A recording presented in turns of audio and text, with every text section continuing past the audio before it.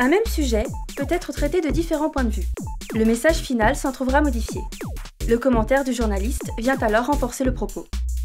Prenons le marché de Noël par exemple, et écoutons l'avis de ce riverain. Pour la 16e année consécutive, le plus grand marché de Noël du nord de la France a investi Amiens. Plus de 130 chalets ont été disséminés dans les rues du centre-ville. Une véritable champignonnière qui n'est pas du goût de tout le monde.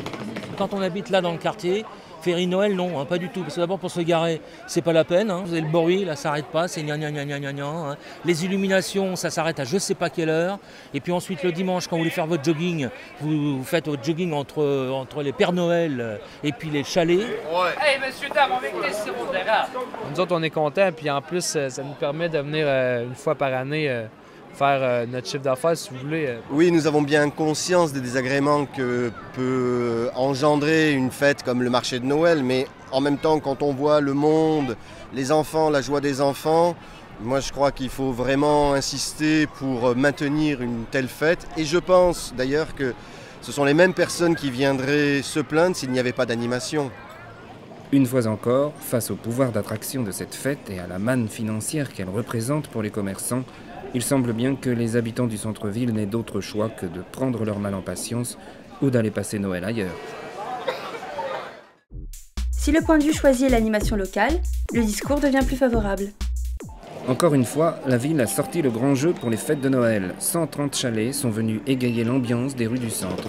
Cette année, l'Australie est à l'honneur. Souhaitons ne pas croiser trop de kangourous dans les rues. Pour nous, c'est une occasion aussi de faire une ouverture au monde. Déguiser une curiosité, c'est aussi une occasion de découvrir des spécialités qui viennent d'ailleurs, de loin. Puis ensuite, je crois que vous regardez autour de vous, vous voyez bien qu'il y a de l'ambiance, les gens sont contents, les gens sont heureux. Je viens ici tous les ans depuis que je suis petite, avant je venais avec mes parents. Ici j'aime bien, c'est la magie de Noël, la féerie, tout ça, je retrouve mon âme d'enfant. C'est une réussite. D'abord pour les exposants, dont je crois que le chiffre d'affaires est conséquent, réel. C'est aussi une réussite pour les magasins qui sont en centre-ville et qui ont une réelle exposition. Et c'est une façon d'en profiter, de faire revenir les gens sur le centre-ville, réellement. Et puis bon, sur la population, on voit bien que c'est bon enfant, il y a une bonne humeur. Donc là aussi, toujours du lien et c'est toujours positif. En dépit de quelques esprits chagrins, force est de constater que les festivités de fin d'année remportent toujours le même succès et permettent d'oublier quelque peu les difficultés liées à cette période de crise. La municipalité l'a bien compris en ne lésinant pas sur les moyens destinés à éblouir les foules. Abordons enfin le sujet du point de vue économique. Le résultat est tout à coup plus nuancé. Ils sont de retour dans nos rues, les désormais inévitables chalets de Noël, à croire que leurs locataires, venus de tous les horizons, apprécient particulièrement la capitale picarde. Chaque année, nous refusons des demandes de location de chalets, nous n'en avons pas assez, malgré l'ampleur de ce marché. Il y a énormément de personnes qui viennent, ça profite au commerce de proximité, au commerce de centre-ville. Je crois que l'opération est totalement positive.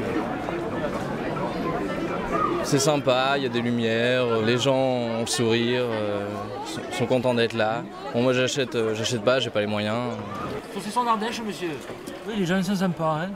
Bon, pas toujours facile d'accès, mais c'est sympa.